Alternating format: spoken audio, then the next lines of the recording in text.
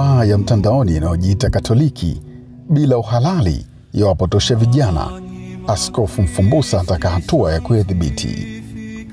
Katika nyakati za mabadiliko makubwa ya mawasiliano duniani, sauti ya mchungaji mmoja ilisikika kwa uzito na hekima. Askofu Bernardin Francis Mfumbusa, aliyekuwa askofu wa jimbo Katoliki la Kondoa, alionyesha wasiwasi mkubwa juu ya kuongezeka kwa tovuti na blogu zisizo rasmi zinazotumia jina Katoliki, huku baadhi yake zikichapisha maudhui yanayokwenda kinyume na imani ya kanisa, hali inayoweza kuwapotosha hasa vijana.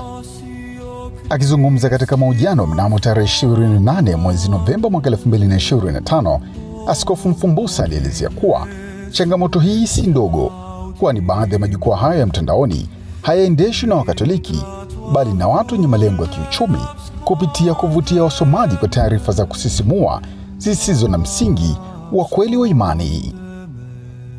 Alisema kwa masikitiko makubwa, tunayo changamoto kubwa ya kuwepo kwa blogu na tovuti nyingi zinazojiita za kanisa Katoliki, lakini hatuna mamlaka rasmi ya kuthibitisha ipi ni sahihi kweli kuwa ya kanisa. Kwa huzuni, aliongeza kuwa wakati mwingine hata watu wasio wa Kristo au wasiokuwa imani kabisa hutumia jina Katoliki kama njia ya kujinufaisha. Hali hii imepelekea vijana wengi kuamini kile wanachokisoma mtandaoni kuwa ni mafundisho sahihi ya kanisa, ili hali hayana ukweli wowote. Kwa msisitizo mkubwa, Askofu Mfumbusa alihimiza haja ya kuwepo kwa mifumo madhubuti ya kuongoza vijana kuelekea vyanzo sahihi vya mafundisho ya imani. Lakini changamoto hazikuishia hapo. Akizungumzia jimbo lake la Kondoa, alielezea kuwa pamoja na kuwa na idadi ndogo ya waamini, bado inakabiliwa na hali ngumu ya kijamii na kidemografia, kwani wengi wa wakazi si wa Kristo.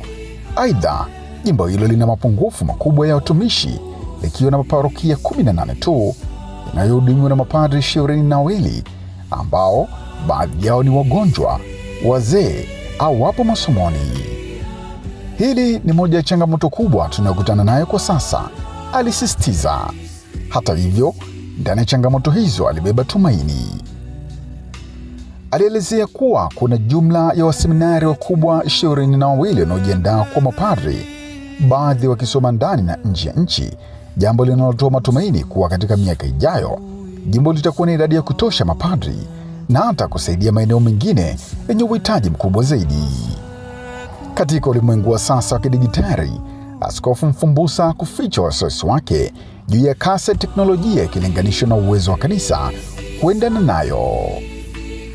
Alibainisha kuwa baadhi ya mapadri bado hawana ujuzi wa kutumia majukwaa ya kidijitali, jambo linalofanya washindwe kuwafikia vijana ambao tayari wamezama katika teknolojia na wana uelewa mkubwa wa mawasiliano ya kisasa. Kwa maneno ya busara, alionya kuna wakati vijana wanakuwa na uelewa mkubwa zaidi Biblia kupitia mitandao kuliko hata baadhi ya mapadri waliopata elimu rasmi.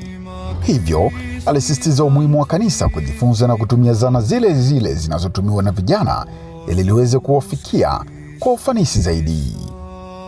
Kwa matumaini na maono ya mbele, Askofu Mfumbusa alieleza mipango ya kutoa mafunzo na warsha kwa mapadri ili kuwajengea uwezo wa kuhudumia waamini hasa vijana katika mazingira ya kisasa na ya kidijitali. Huu ndio ulikuwa moyo wa mchungaji aliyetambua changamoto za nyakati, lakini ya kukata tamaa, bali aliendelea kutafuta njia za kuliongoza kundi lake kwa hekima, ujasiri na matumaini. Pumzika kwa amani, Askofu Bernardin Francis Mfumbusa. Qua lateris